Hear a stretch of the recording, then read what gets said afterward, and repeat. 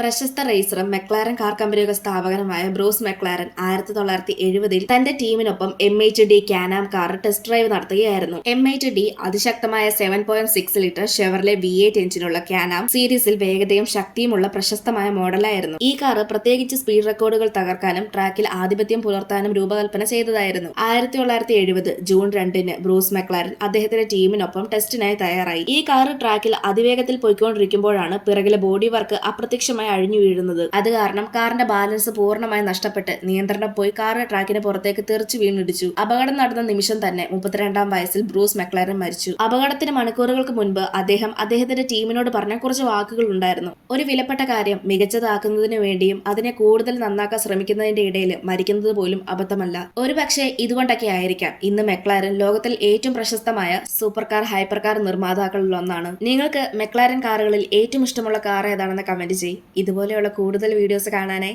Channel subscribe ചെയ്യാനും ഇൻസ്റ്റഗ്രാമിൽ follow ചെയ്യാനും മറക്കല്ല്.